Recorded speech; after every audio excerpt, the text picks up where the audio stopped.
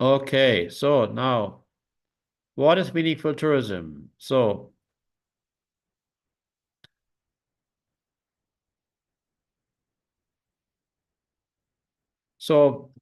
the organizer of this webinar, together with the Institute of Tourism, is a Meaningful Tourism Center. So we are a non-profit organization based in London, but the headquarters is here in Kathmandu, Nepal. And we have, of course, partners in different countries. And so we have basically two different departments. One is working with the Chinese outbound tourism. And so this is Coatry China Outbound Tourism Research Institute, which I have been organizing since more than 20 years. But in the last few years, more and more important has become the part where we talk about meaningful tourism. And the Meaningful Tourism Center is providing research and training, and we will talk about the training more today and consulting services. And so I have been in this field for already for some time. So if you see on the next slide, just briefly, I've been working for many years as a professor, different parts of the world for international tourism management. Just maybe to mention that I'm a proud fellow of the Royal Geographical Society and the Royal Asiatic Society. The Royal Geographical Society, King Charles III is our boss. But more importantly, now is that last year I moved away from Europe and now I'm based in Kathmandu, Nepal. So, and you can see on the photo on the right-hand side, this was last week. I talked about last week at Guangzhou at the GITF where we had the Meaningful Tourism Forum. So, meaningful tourism, if we go to the next slide, is a paradigm which basically is very simple, saying basically to have everybody happy, everybody has to be happy. So it's not rocket science, and every family knows your spouse has to be happy, your kids have to be happy, your mother-in-law has to be happy, the neighbors have to be happy. Otherwise, you can't have a harmonious family. And in tourism, it's the same that we all main stakeholders, and we defined 6 main stakeholders. I will tell you in a minute about. I will tell you in a minute about. Not yet. So they are all need to receive objective benefits, which means money, regional development, infrastructure development, not destroying the environment and the local culture, and subjective satisfaction. So people have to be happy about what tourism is doing. And without that, you cannot have a sustainable development, and you cannot mitigate and adapt to the big topic of the coming decades, climate change. And so you need this to successfully perform transformative processes, because we all will have to change our business in tourism, our life basically, as the world is changing very fast. So what are the 6 stakeholders?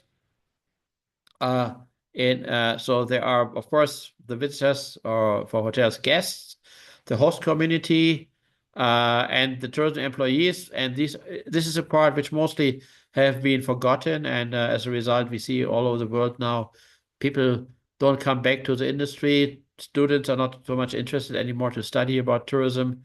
So we are lacking people. Then we have the companies themselves. They need to earn money. They even have to make a profit so they can invest. We have the government on different levels. They can get income taxes from tourism, but also they can use tourism as a regional development tool. And of course, very important, the environment, so that it's a stakeholder, which is then, of course, trees can't talk. They are represented by NGOs on different levels, and we have the local environment, like air pollution, which is local, and the global, like global warming. And so all these stakeholders have to be getting benefits and satisfaction from tourism, otherwise it doesn't work. So on the next slide, you can see that this is a holistic approach, therefore. So many of the approaches we have been discussing are looking for some parts of the some aspects, some stakeholders. Some people are only looking at the environments, and people are only looking at host communities.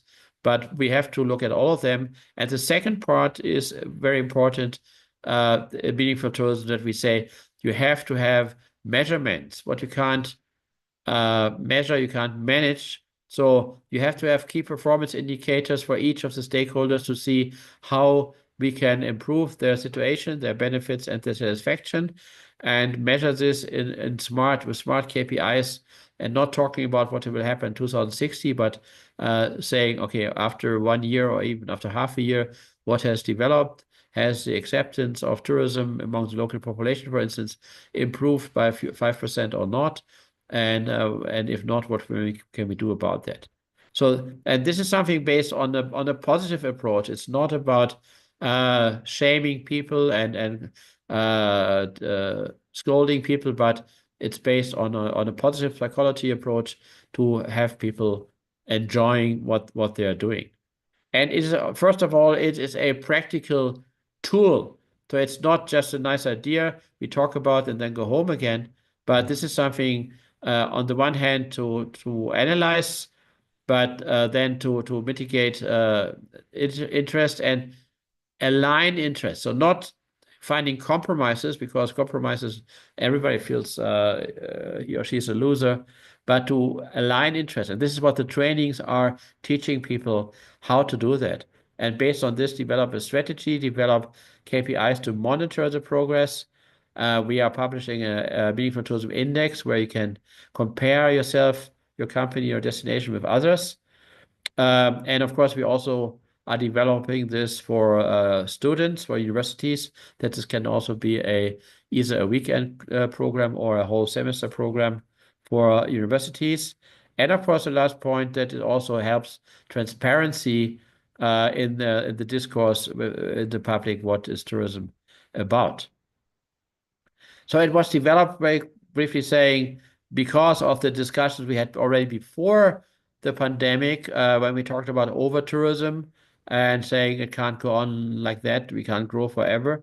But also then during the pandemic, where everybody was saying, yeah, we have to change something, we have the way tourism is done has to be changed. But after the pandemic, it was mostly forgotten, and people started again to talk about arrival numbers as a main KPI, which tells you nothing. And as a result, now we see that in many places, tourism is not longer seen as bringing joy and peace, but it's seen as creating unnecessary pollution. And tourism has moved from being the good guys to being the bad guys. And we better make sure that we get back to on the side of being the good guys. A few words about the development. So this was started by me in 2021. We did already 3 times a Meaningful Tourism Award, in Singapore first, and in Doha, then in Kathmandu, and this year probably on Bali. We published a few publications about that, and last year the Meaningful Tourism Center Limited in the UK was officially started, and we also started the Meaningful Tourism Transformational Game workshops. And a very big step, a few weeks ago, PATA approved as a vision statement a meaningful Pacific Asia tourism industry, actually economy, I think, sorry. Peter Simon will talk more about this after me directly and explain this, the background for this. And also, as I mentioned briefly, we had a Meaningful Tourism Forum at the GRTF fair in Guangzhou just last week. So if we go on, you can see some photos. So on the left-hand side, you see this was a moment in Istanbul last month when it was officially announced that the vision is a meaningful tourism, Pacific Asia tourism economy. And so also maybe just briefly to say, when we talk about meaningful tourism, we're not talking about meaningful travel, which is always concentrating on the traveler. And it's very nice to have a good experience and improve the experience of the traveler by eating locally and using public transport and so on. But it has to be, as we said, benefits and satisfaction for everybody. And so that's why we call this meaningful tourism, which of course is also including MICE, visiting friends and relatives, health tourism, education, travel, and so on. And it is the last paragraph is maybe the most important one. This is not a nice to have issue. It's not something you do because you're a nice person, but for many tourism service providers, that is a question of survival. That uh, beach tourism, skiing tourism, walking around in city centers, all this will not work anymore if you have 50 degrees Celsius and if you have algae and jellyfish in the ocean. So we need in something what Mr.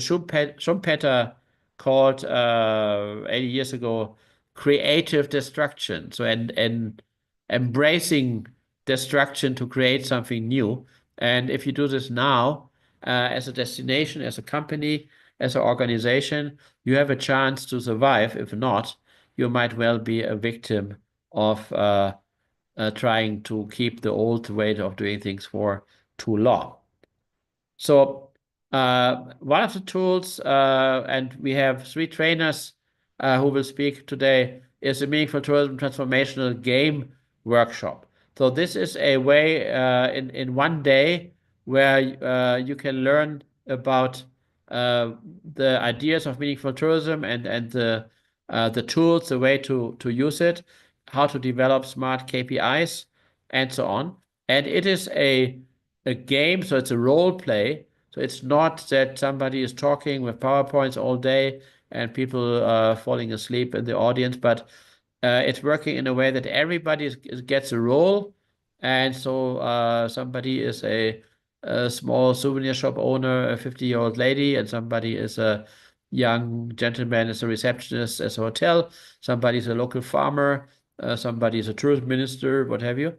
And so that people are learning what are the different interests of the different stakeholders and learn how to align these ideas. So, and this is something which is helping people in a role play, not only to listen and say, "Ah, yeah, interesting," but really to understand what are their interests in that specific role, so that stakeholders have objectively different interests, and but how they can be aligned. And of course, that is what the job of the trainers is, to help people to find the solutions by introducing best practices from other countries where already people have found solutions for their problem and so on.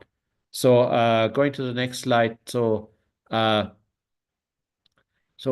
as I said, this is offered as a one-day workshop for all companies and organizations, including, of course, destinations, and as a 2-day workshop, uh, either more intensively for companies and organizations, but also as an academic version for higher education institutions, for universities, where the students will need to gather more information, which if you do a workshop about your own company already, you know the information already. So obviously we have 6 stakeholders, so there should be at least 6 participants, but there can be up to 30 because within one stakeholder group, of course, there are different people with different results. And there will be a certified trainer doing this, and this is offline, certainly. It's not an online thing, but certainly face-to-face.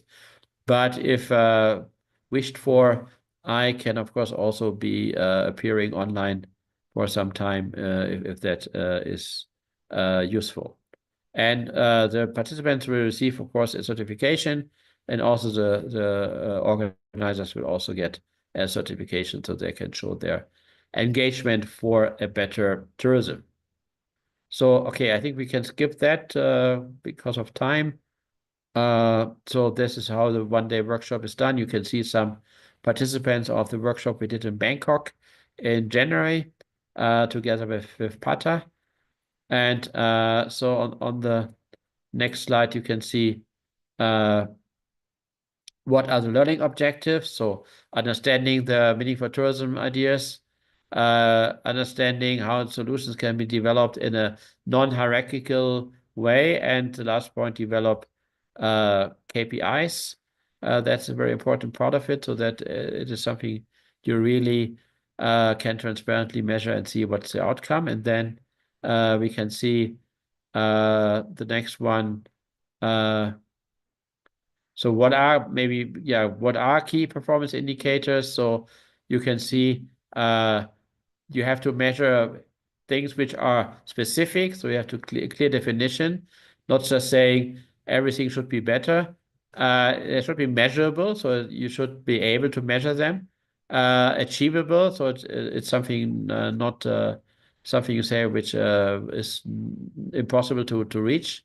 Realistic, and of course timely, so that you say we want to do this within a certain period of time. And at the bottom you can see that this is one example here. And maybe I can use the opportunity to also to say, if you are watching this, so all the slides you see today and the whole video of the whole webinar will be online tomorrow on institutetourism.com. And of course, those of you who are looking on YouTube or on Zoom or on Facebook, welcome to all of you as well, of course. And also, so no need to take scans of the slides. You will get them tomorrow on the website. So with this going on, so what the participants get, of course, a nice certificate, and they have learned something. And for the companies, on the next slide, you can see that so the companies, organizations, destinations, so they have first of all, they have the possibility to take a step back and think about, okay, where are we now, and what with all the changes coming, with AI coming, with climate change coming, what do we have to change, and what are the steps forward? And also enabling different people to get a deeper understanding what the different stakeholders, which maybe others, what is their normal role in life, what they are need, and what are their needs, and what are their interests. And of course, doing this in the workshops, you will have some person on a low level in the company hierarchy having a role of being I don't know, the tourism minister, whereas the CEO might be a receptionist in the role play. And the smart KPIs for each stakeholder group will be a good start to develop this further. Of course, this is a one-day workshop. This is not, at the end, you don't have a perfect strategy, but this is the idea to give you the tools and the understanding to do so. And that can be done either by the organization themselves, or it can be done with the help of the Meaningful Tourism Center, or it can be done that you organize something yourself, and then we have a feedback session where we sit together and say, give some feedback to the strategy you have developed. So that can be done in many different ways. But this is clearly something which should really give you a tool to do something, and not just to say, oh yeah, it was nice to talk about it. And it's not about somebody should do something, or we aim in reaching a goal by 2060. But this is really for action, for making tourism more sustainable, and for making the destinations, the companies, the organization able to survive the bad things which will happen, unfortunately, in the coming decades. So let's have a look at the trainers we have at the moment. You can see we have a really nice variety of young people, older people, some professors, some people who have been CEOs of big hotel companies, or tour operators, a lot of experts in GSTC and ESG. And we have people, as you can see, already from all over the world, and there will be more trainers coming. So basically, we will cover more or less the whole planet and so if you're in a country we don't cover yet and you're interested and to become a trainer, if you have some training experience and you're passionate for sustainable tourism, well, give us a shout. So that is for me as an introduction. For any further information, please contact us. There's a website, meaningfultourismcenter.org, or just drop an email. And with that, thank you very much for listening to the introduction. And now it's my pleasure to ask Peter Simon, the chairman of PATA, to tell us about the vision and the background, how PATA has developed the new vision of a meaningful Pacific Asia tourism economy. Peter, please take over. Yeah, thanks so much, Wolfgang. Nice to see you again. We have to stop meeting like this, Wolfgang. We meet in Istanbul and China, and now we meet virtually today. Greetings to you and to everybody. I'm here in Bangkok, in Thailand. And as Wolfgang shared in his presentation, we had a really productive time last week. And it's always nice to hear, Wolfgang, your presentation about Meaningful. I think I'm here just in a very short period of time to sort of lend PATA support to the whole Meaningful movement. And notice, Wolfgang, I have said movement because I think it really has a potential to become a movement. A little bit about PATA. So PATA stands for the Pacific Asia Travel Association, which was founded in 1951. And it was basically founded under the premise of post-World War II, helping the Pacific area, basically the Pacific Islands, to develop tourism in their islands. And it was to help alleviate poverty. And as Reza will be happy, it was about peace. It was about, now that peace has come to the world, let's let tourism prosper and grow. And it's interesting, if you look at tourism statistics from in 1950, there were approximately 25 million international visitor arrivals. And as we all know, this year, 2025, will probably reach 1.5 billion. So the tourism industry has certainly grown, and it's grown, beyond just being an instrument of peace, but it's also provided a lot of opportunity, particularly to disadvantaged groups that have been able to be part of the tourism value chain. A lot of enterprises across the tourism value chain are what we would consider micro and small enterprises. So there's really been a really positive view of tourism over the years. A couple of things that I think are really important, and part of the thinking that went into where PATA is today, in terms of our new vision, is that I think we realize that there's at least three, if not more, existential threats that will affect the way that tourism, the way that we know tourism. Of course, one of them is climate change, and across our region, the Pacific Asia region, and particularly those Pacific Islands that I spoke of just previously. Climate change, small island developing states are really going to be affected by climate change. I worked in Timor-Leste for a number of years, and I've seen how climate change is changing that. It's also changing across the Asia-Pacific region. It's changing how long rainy seasons go on for, and how hot it gets. And so climate change is certainly one of the three existential threats that we see that we need to think about. The other one is really what I would say is technology disruption. And here we always talk about how wonderful technology will be in terms of supporting the development of the tourism industry, but there's also a lot of inherent risks in there. There's going to be digital divides, which could maybe, the haves and have-nots are going to be further apart. And then, of course, there's geopolitics and all of the, unfortunately, all of the unrest that is going on in different parts of the world is affecting tourism. So with these three existential threats of climate change, technological disruption, and geopolitics, we kind of felt like we had to go a bit deeper than just talking about sustainability. And I have to say that sustainability has become a bit of an overused word.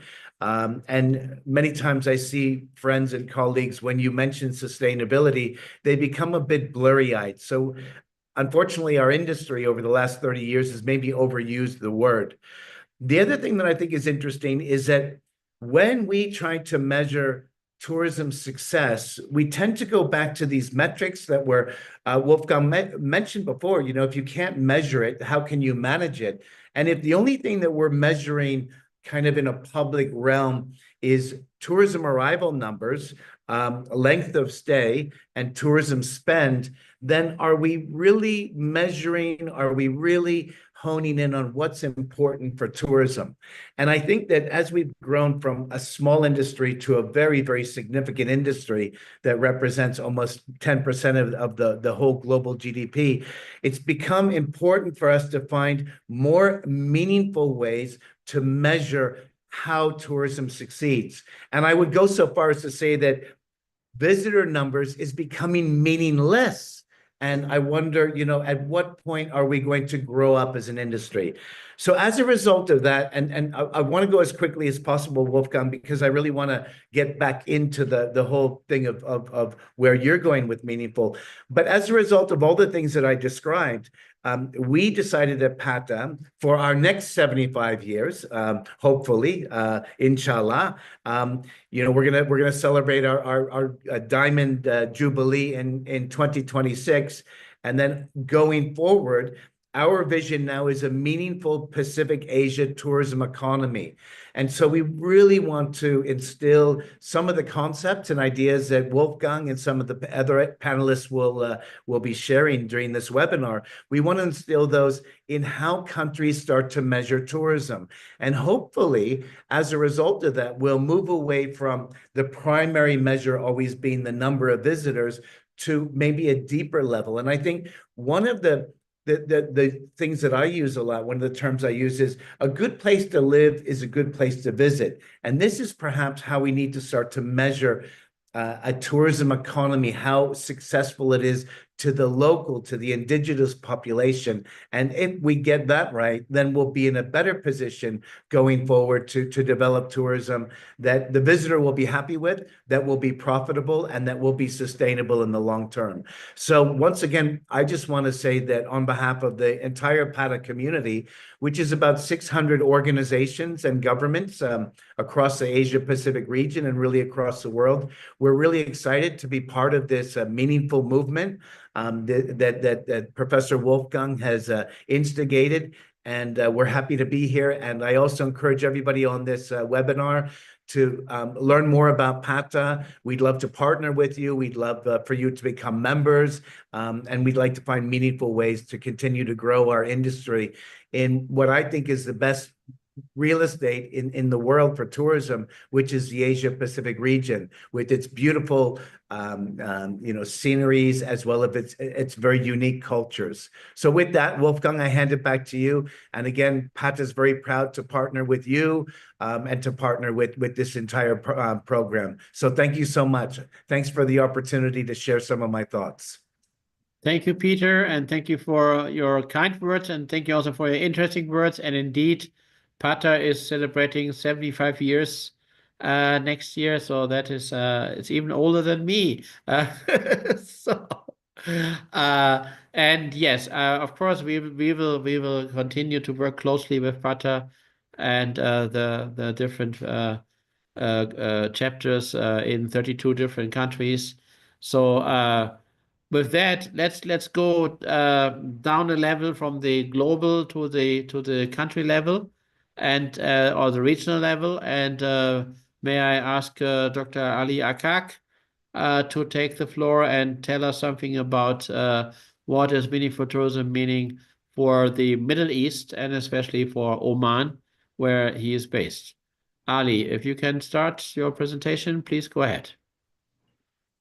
Yes, Professor, thank you so much. And first of all, I would say I would like to appreciate your invitation to be part of this exciting and provoking session, talking about something that is very important, which is about tourism, and we more focus on meaningful tourism. It's quarter to 2 here in Salalah, I mean in Oman. It's hot outside. And I won't take much time because I know that the other two behind me, and also they have a time for questions. So I'll go a little bit fast. faster, and I don't want to spend more time, and I'm going to leave most of the questions. Of course, so this is a big topic for me to talk about the Middle East. If it's about Oman, GCC, want it to be easier, but about the Middle East, we need to think about it and how I'm gonna cover, in less than 10 minutes. All right, so Anaknya kecil umur berapa? Kecil. so 10 ya, 10, 11, kelas 5.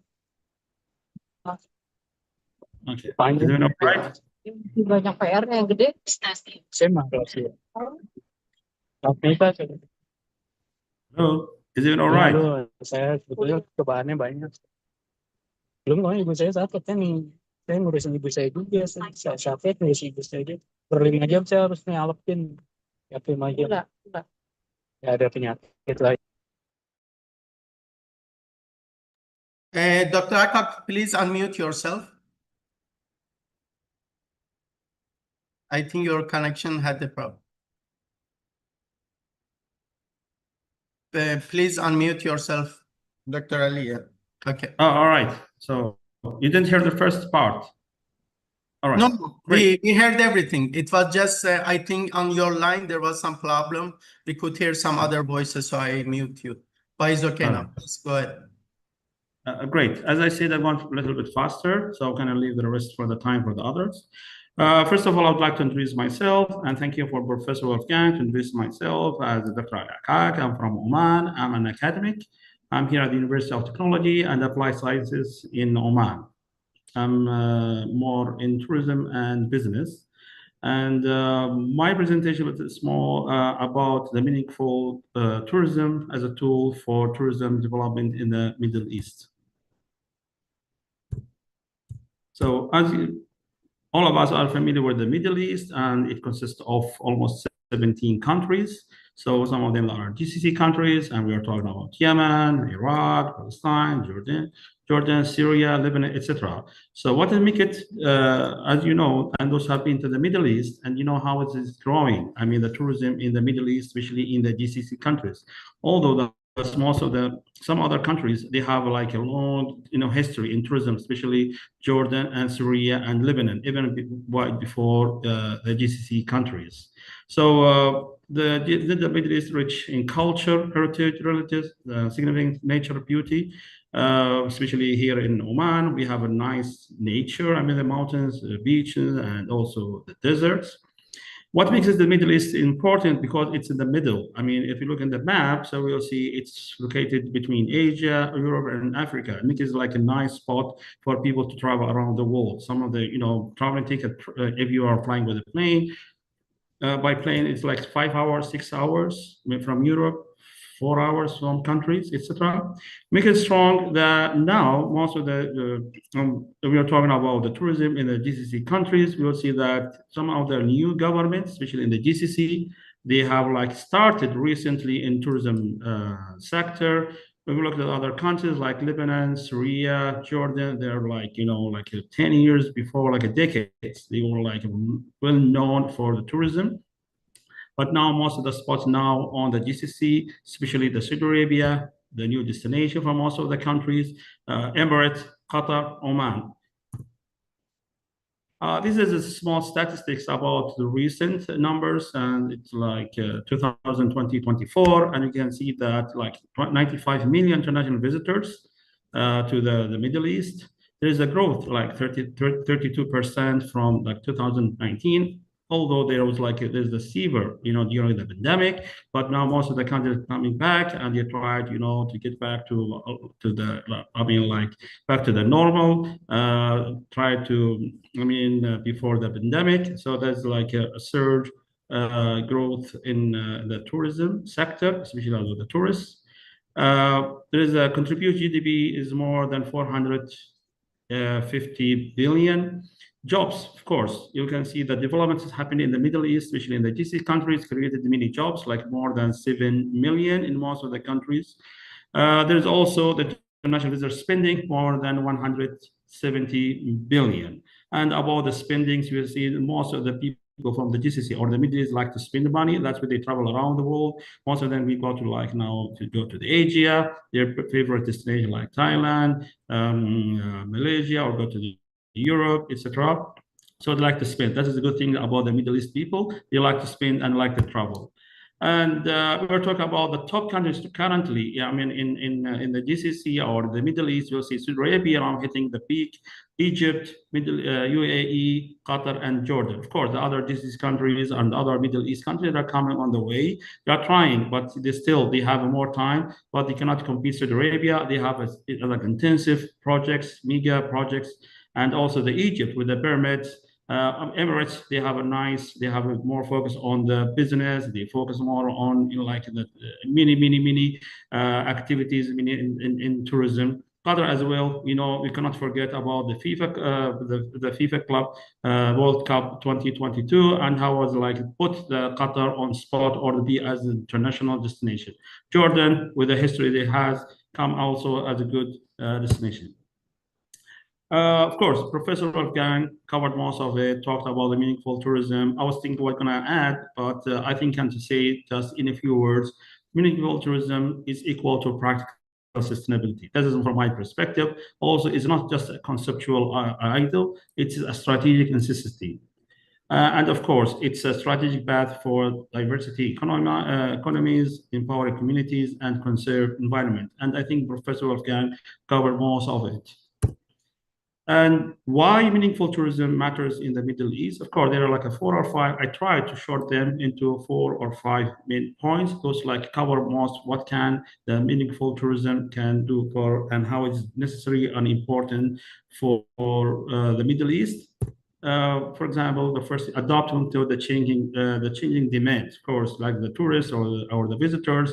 If you know about the tourist behavior, every time there are the new demands. The tourism cannot be stopped at the same levels. People like every day they have a new demands that make all the destinations, and the industry is growing because there is an increasing in the demands.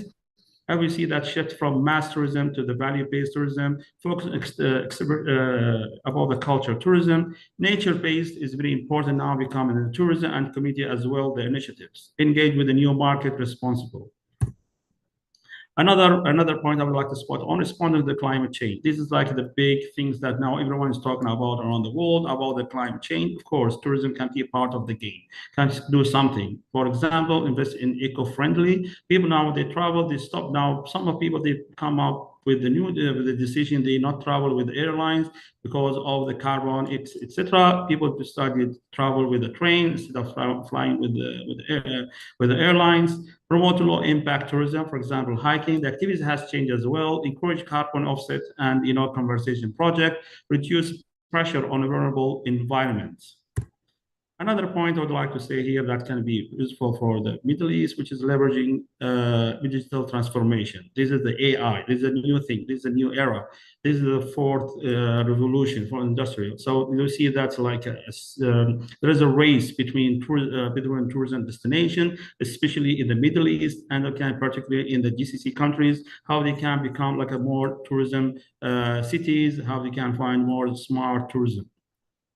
Using digital AR, VR. If you travel now to the Middle East, especially, for example, to the Dubai, now need to use your passport. And now they're using AI for, to check in, to check out, and have seen that a lot in most of the countries around the world and also in the Middle East. Promote local businesses through the online platforms. That's what happened in the last 2 or 3, 4 years. They see most of the people now rely on the become things like more online. Use data analytics for visitor management, etc. Another things can be regional cooperation and governance. And here it's very important for create sustainable tourism. Everyone's talking about sustainable tourism. Of course, we need the frameworks and across all the countries, not just in the Middle East, even around the world.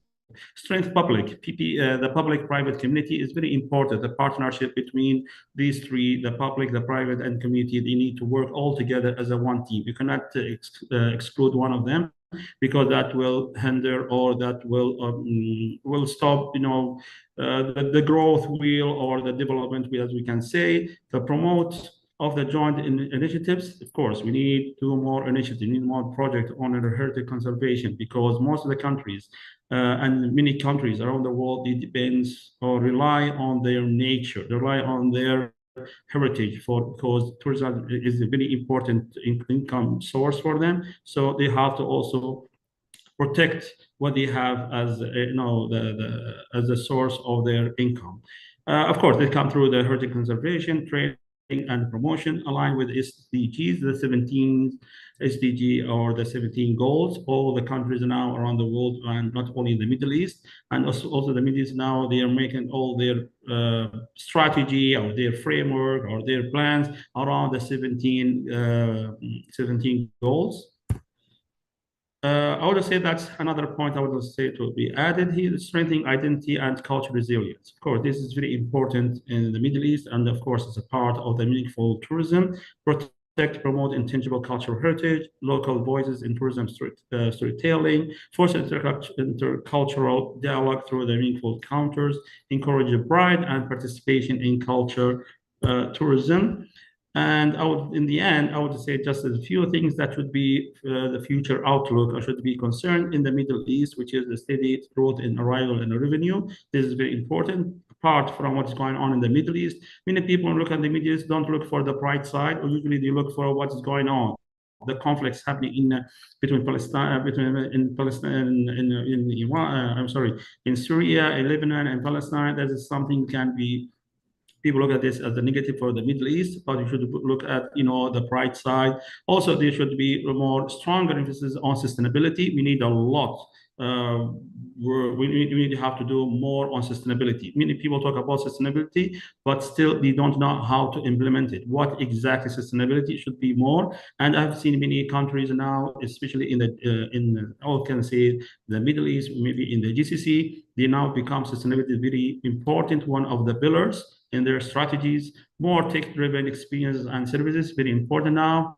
As I mentioned before, about the AI, about the technology has been incorporated or can be implemented in many services.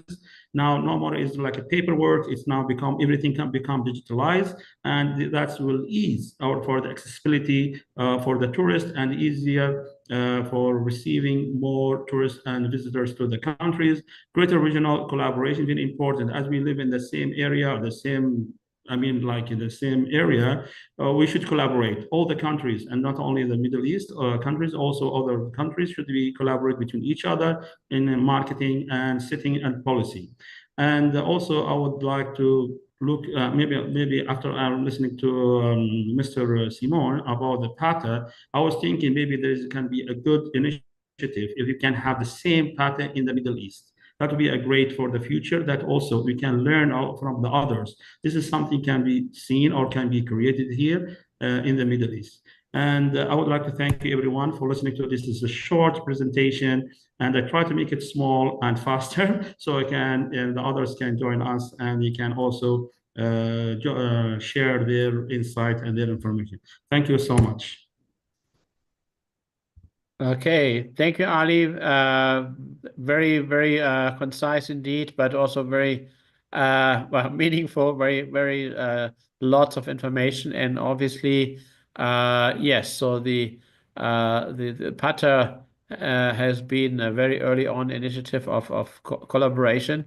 And if it will be the PATA's decision to say we stretch the definition of Asia to include the Middle East, which technically it is, or how to do that. But certainly I've been invited by Dr. Ali Akak to a conference in Oman a few months ago, and that was my first time I visited Oman. I've been, of course, many times in UAE, and so certainly this is an area where we will see a continuous growth of tourism in the coming years.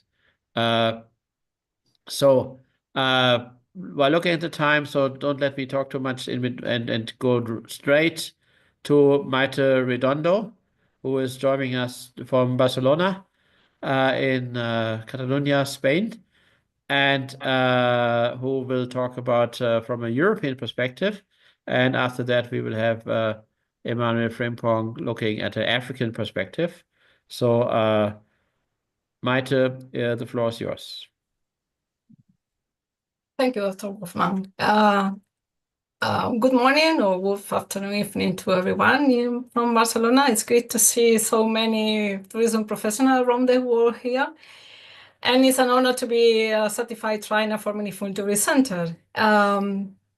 Thank you for the opportunity to speak on the topic that is critical, not just to Europe economic fabric, but to its environmental and social well-being and for a better future of tourism. I don't have a presentation, but I have took some notes and I wanted to share with you. Across Europe, particularly also in Spain, tourism faces mounting challenges. Over-tourism in major cities like Barcelona, which is a topic now, Seville, or even in small cities like Cádiz in the south of Spain due to the cruise. Also then Florence, Venice, Santorini, and many more causing stress on infrastructure and local communities.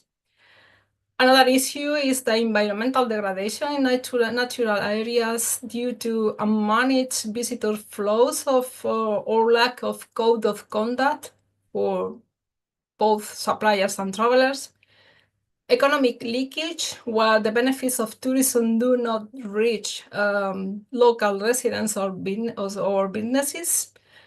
Workforce burnout, low job satisfaction, and high turnover in hospitality sector. Tourism is a sector where many workers are low paid. And finally, the growing dissatisfaction among both tourism and locals. Visitors seeking deeper, more meaningful experiences, and residents feeling isolated from their own neighborhoods. These are the main issues, I think, for the whole Europe. And it is time now to move beyond surface level sustainability and embrace a transformational shift in how tourism is designed and delivered.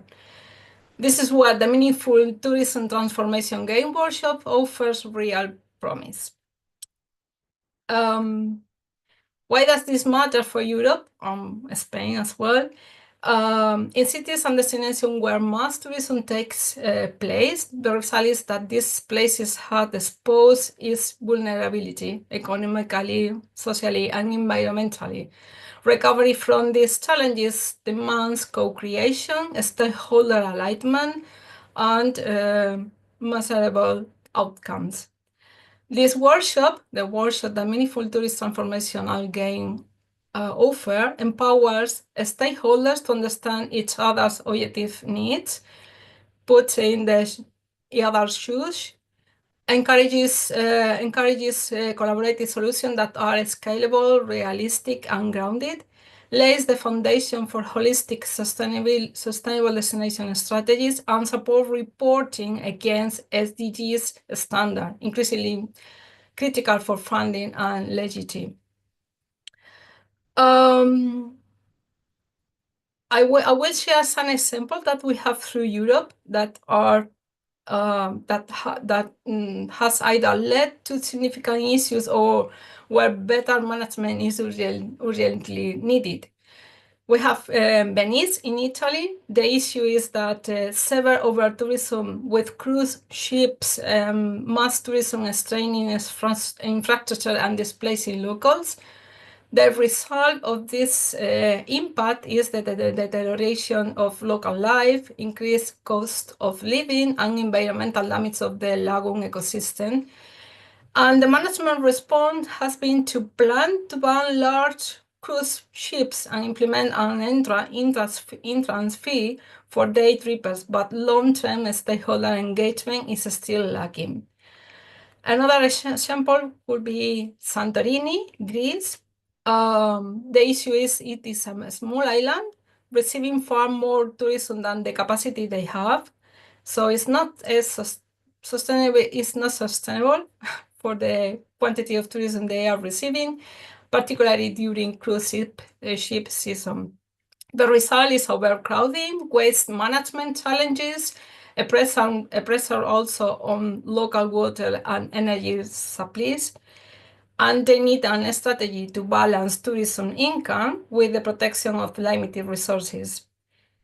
Another example is in Croatia, in Dubrovnik. Tourism boom after being featured in pop culture, for instance, the Game of Thrones, but the old town became overwhelmed.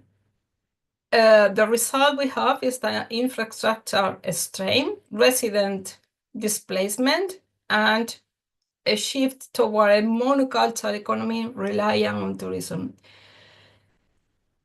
Another one is in Iceland. The issue is rapid tourism growth following a global PR boom, but lacking infrastructure in rural and sensitive ecological areas.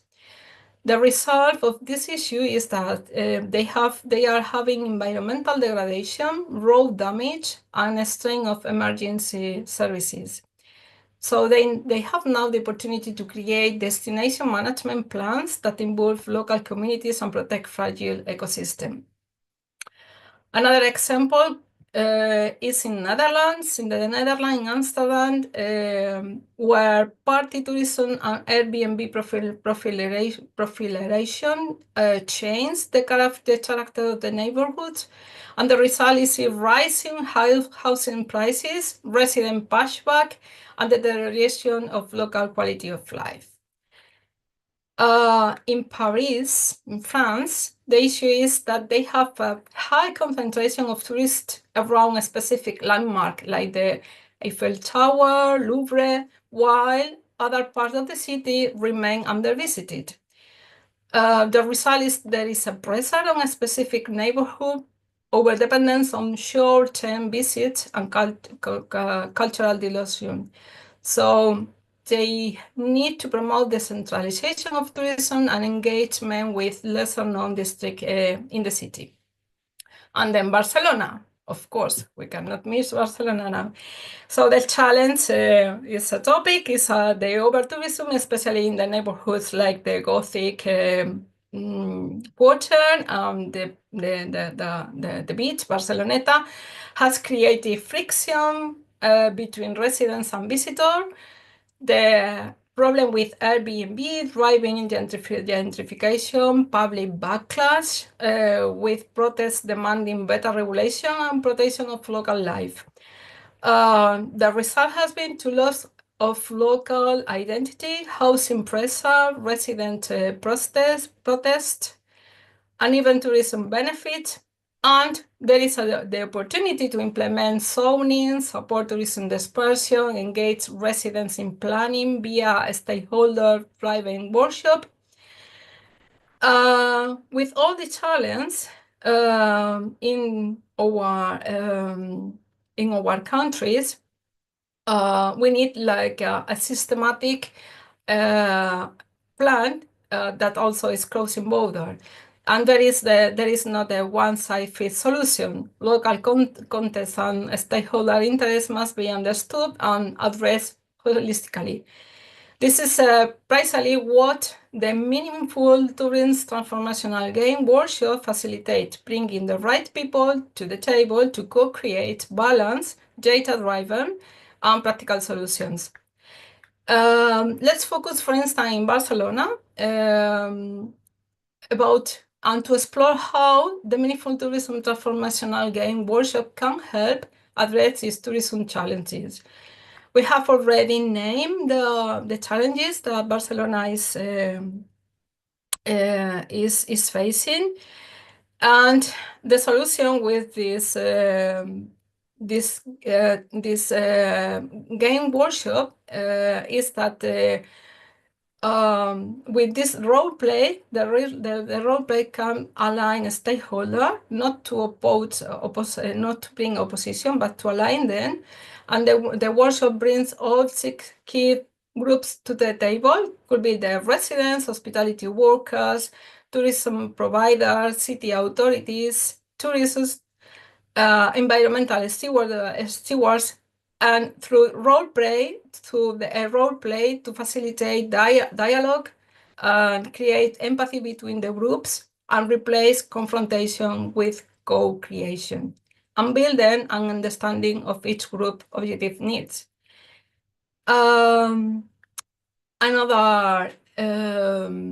Another good point that the Meaningful Tourism has is to create a smart KPIs.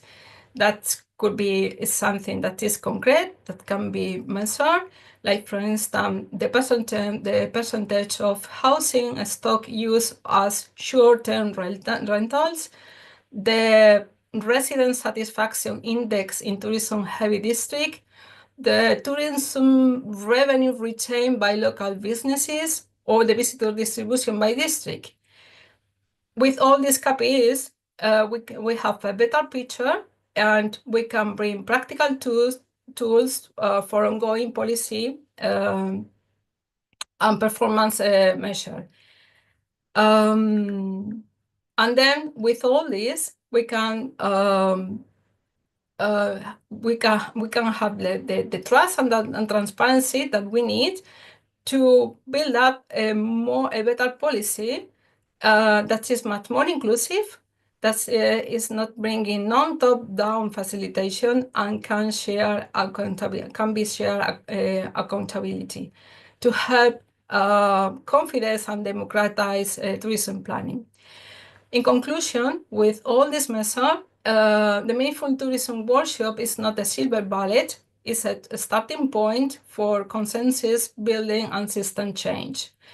Reconnecting tourism and local values and priorities, guide data-driven decisions that are socially acceptable and environmentally responsible, and empower community without shutting the door on tourism benefits.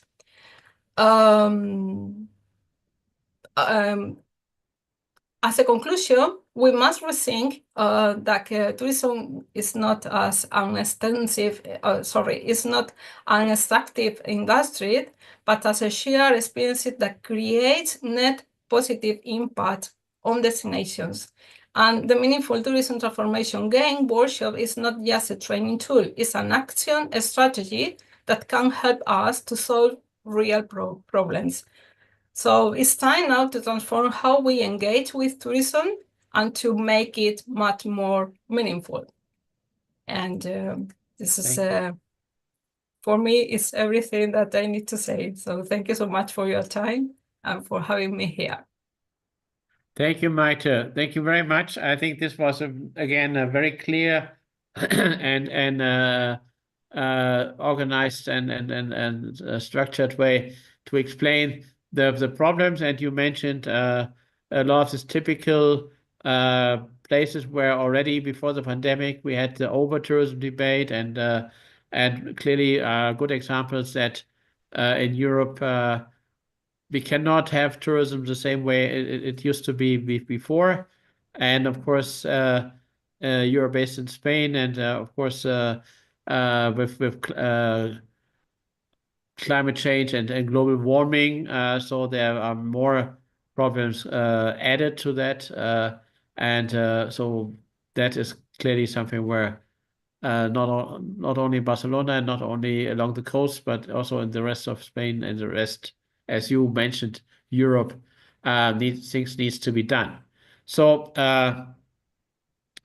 we are a bit behind time, but I think still not too much. So therefore, let's go directly, and already you can see the slides here, to Emmanuel Frimpong, who is the head of the Africa Tourism Research Center or Institute. Well, he can tell you better than me. And so, Emmanuel, please go ahead. Thank you, Prof. Good morning, good afternoon, good evening, depending on where you are here joining us from. I'll be quite quick because of time, but let me say a big thank you to Prof. Wolfgang, and also to Peter Simon for the opportunity to also listen to you, and to my earlier speakers and all the certified trainers. We are grateful for all of you. So I'm supposed to look at meaningful tourism for development of sustainable tourism in Africa. And I'll be focusing on balancing economic growth, cultural integrity, and environmental protection. Once again, my name is Emmanuel Frimpong. I'm the founding president of Africa Tourism Research Network, and I'm also a faculty at HOTCAT Training Institute. So I think we've heard what exactly meaningful tourism is all about from Prof and my earlier speakers. So basically, it is a human-centered approach to tourism. It focuses on mutual respect, value creation for tourists and host communities. It also emphasizes on authentic experiences, local benefit, and sustainability, which earlier speakers, especially Dr. Ali Akkad, also delve deep into it. So I won't go deep into these things. Now, what is the state of sustainable tourism in Africa? Again, because of time, I'm not going to go into specific statistics. But if you look at those of you that have been following tourism in Africa for the past 10 years, and especially just after COVID, you realize that tourism has really developed, or a lot of countries, a lot of governments are looking at the potential of their tourism offerings, because around the COVID time, we realized tourism was actually a backbone of most African countries, but we didn't even know until COVID started, when we were all locked down, and then we saw the impact of tourism that we have always overlooked. So now a lot more countries are looking at how they can develop their tourism offering. And the statistics are going up, as Peter also mentioned. Globally, we've seen massive increase in international tourism arrivals. So environmental and socio-cultural challenges. We have a lot of challenges as far as tourism is concerned, because a lot more people are now looking at other possible markets that they can travel to. And we have seen and heard of over-tourism in some European countries. So tourists are looking at, where do we go next? And obviously, Africa offers a lot of opportunity for these tourists, and they are looking to come to Africa. And of course, it poses environmental and socio-cultural challenges for us as a continent. Well, opportunities are enormous. There's a lot of opportunities for growth, transformation in Africa. So we have not developed the tourism sector that much. So there's a lot of opportunities for growth and transformation for Africa.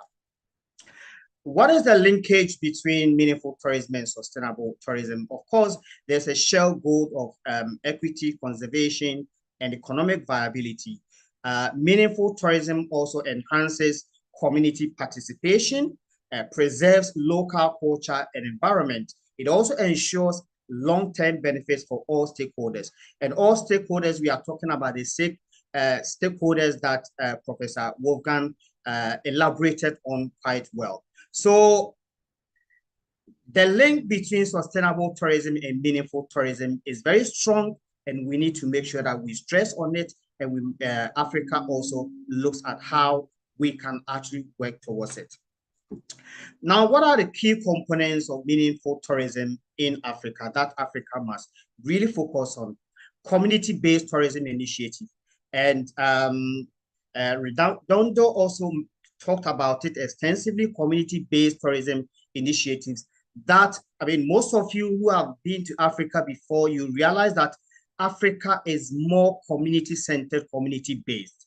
We are more social than most of the other continents. So community-based tourism initiatives are very important for us to be able to have this meaningful tourism working in Africa. Ecotourism and conservation programs are also extremely important. Some countries are doing that in Africa, but a lot more are not focusing on ecotourism and conservation programs, because we are not doing that. There's not that level of exposure, training, capacity building in that sense We don't have experts, a lot of experts in that area. So we need more experts in that area to be able to be eco-friendly so that we can conserve our environment and whatever we do. Cultural heritage tourism. There's no doubt Africa is culturally endowed. We have a lot of cultural heritage opportunities in Africa that tourists can come and experience our cultural heritage tourism. So we need to look at how best we can develop it and make it meaningful so that we don't exploit it in a way that will not benefit all of us. Capacity building and education. And here I call on PATA, which is one of the global giants when it comes to tourism, that you should be able to look at how best you can also collaborate and partner with African countries in the area of capacity building and education so that we can also take advantage of meaningful tourism in Africa. We have Namibia, which is enjoying community conservation and wildlife tourism. Ghana is doing a lot more around cultural heritage routes and festivals. Kenya, we have Maasai Mara community-led safari experiences, which is good. Other African countries are also looking at other areas that they can focus on. But the question is, how meaningful? How are we doing it to benefit our communities? That is what we need to really pay attention and see how best we can do that. Benefits of meaningful tourism to Africa. There's enormous benefit to Africa if we are going to look at meaningful tourism in a way that will help us as a continent. Of course, it empowers communities, local communities. It supports environmental conservation. It enhances visitor satisfaction and reduces tourism leakages. I think reducing tourism leakages are very important for us as a continent. More often than not, we get investors that come into the country and they invest in the tourism and hospitality sector. And what we see is that they repatriate, they take all their revenues, all the profit, everything they get, they send it back to their countries. So that the local community, the country itself in Africa does not benefit that much. So yes, meaningful tourism can be good for Africa, but we have to look at how we can block or reduce tourism leakages so that we don't get investors coming into the country and taking everything away, and then we end up losing out. What are some of the challenges and barriers to meaningful tourism as far as Africa is concerned? Limited infrastructure and investment. We are limited in so many ways in the tourism infrastructure. Investment opportunities are here, but we don't have a lot of. Can you hear me? Am I? Okay, great. Okay, awesome. Limited infrastructure and investment opportunities. Policy and governance gaps are huge. If you look at Europe, if you look at America, you look at Asia, policy and governance gaps is so wide. If you come to Africa, we need to improve, we need to develop on that.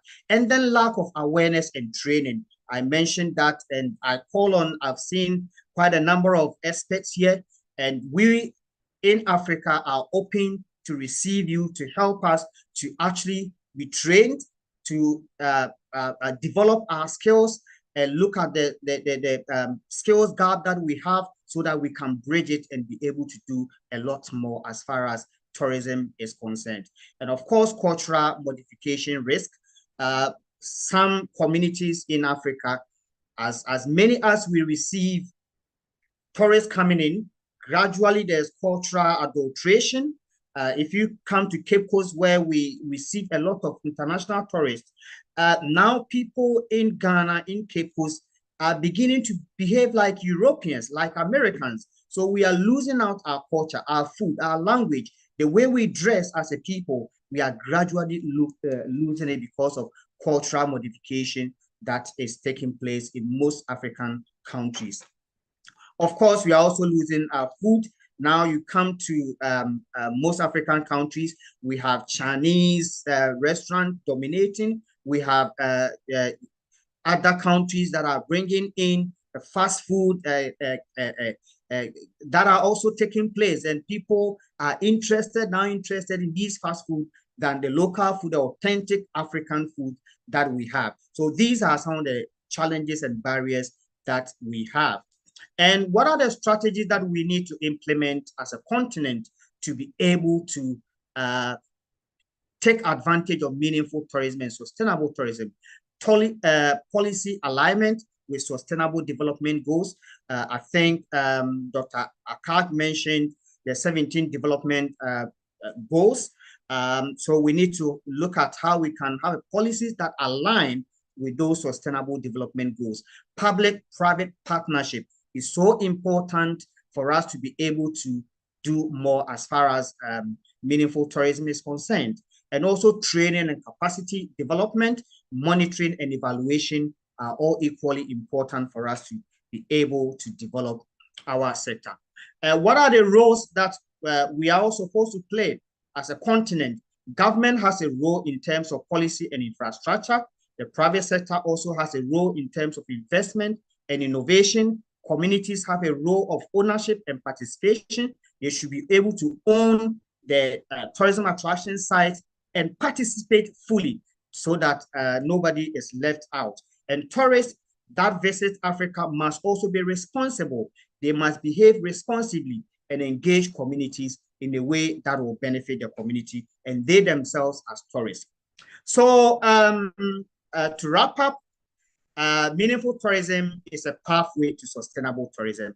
Therefore, there's a need for all of us to be part of it, engage, and make sure that the 6 stakeholders all benefit meaningfully. I thank you for the opportunity. Thank you, Emmanuel. Thank you very much for this very packed full of information presentation and very thoughtful presentation and many things to mention. And just 2 points for me, I will have to think about more is certainly how can Africa avoid all the mistakes which have been made in other places. And you mentioned leakage. And of course, in many places, you see all-inclusive beach resorts where 99% of the turnover goes back and people even import like American beer or stuff like that. So very little is left for the local population as these people in all-inclusive resorts never go out. So no local business is getting anything out of that. And the other is, of course, culture commodification, so that the local culture is lost and trivialized, and maybe you have fake tourist versions of the local culture people start to believe in. And I think all this is so Africa is, of course, starting a bit later in big numbers of tourists. So therefore, there is a chance to avoid the other. You have seen what all the other countries have been doing wrongly. So there's a chance to learn from. But of course, this is something we all have together work very hard for, so that not the same mistakes are repeated again and again in the African countries. So thank you for all the speakers. And well, we are a bit behind time, but we said at the beginning we want to answer a few questions which were put into the chat. And if you allow me to do so very quickly, there was one very good rather suggestion from Cambodia regarding Siem Reap, that so it would be a good idea to start a meaningful tourism center at the place where you can have trainings both for the tourists and for the locals, and also connecting this with artistic and cultural presentations, and just as we discussed now, the real stuff, not some commodified versions of that. So that is, I think it's a very good input to say, yeah, so to have a physical place, a house where you can see this where everything comes together. So Marie de la Place, she asked a question: is there scientific references related to meaningful tourism. And I can tell you, there have been a few articles published, and if you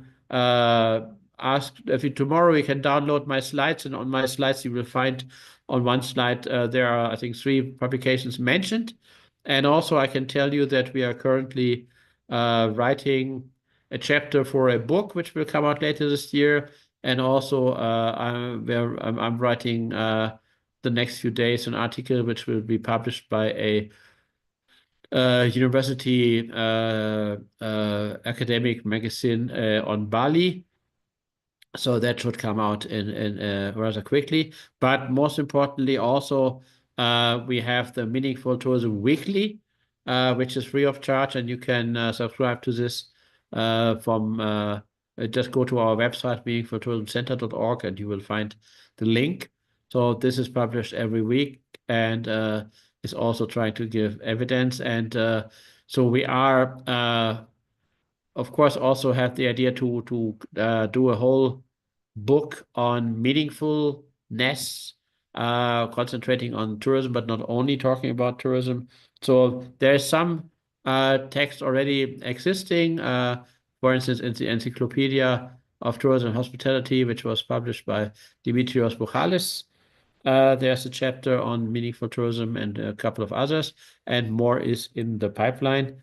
And of course, if you're interested, if you're writing your PhD or your master thesis or something like that, we are, of course, always happy to support such projects in that way.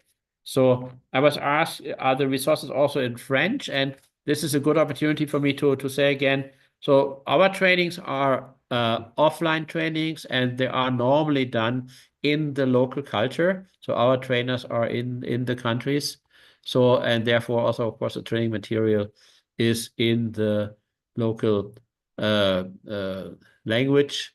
Of course, why if it is in Dubai, well, the local language is actually English, because the majority of people working in tourism are not from Dubai or from UAE. And the last question was that Leah Gatz asked, can I get an attendance certificate for the webinar? So actually, well, we haven't in the past, we haven't done that, but Yeah, I'm sorry, Wolfgang. Yes, they can. they can. So therefore, even so, look, that is the Institute of Tourism. They take good care They of you. just mail us, and we will issue for who requests. We will issue free of charge to them. So very good. So thank you so much. So and of course, coming to the end, the first thing I have to do is, of course, say a big thank you to the Institute of Tourism, Teresa Soltani, and all the people you can't see in the background, to make this again a wonderful and very well organized webinar. And so you heard, we even can get a certificate from him. So from me, it has been a pleasure to see so many people, and really I had a look at the participants. So I think we covered really all continents, from Chile to Japan. So thank you all so much, and please consider if that is something which can help you as a tool. And of course, all our team is ready to support your way towards meaningful tourism.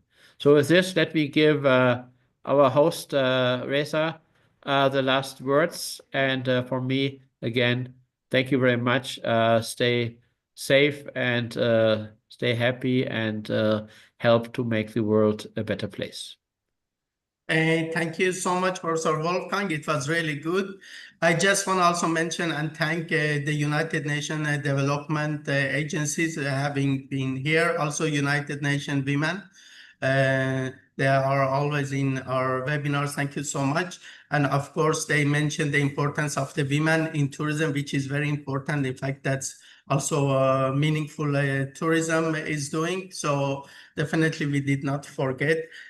From tomorrow, the recording will be online on our website, including all the PowerPoints, the biography of all the speakers. You just can click on their name and you can see their page, and everything will be remaining there permanently. Also, there is a homepage for the Meaningful Tourism Center. You can go and see everything, or you click just contact on the Meaningful Tourism Center, and then you can see all the contact, the emails, and you can directly contact with Professor Wolfgang.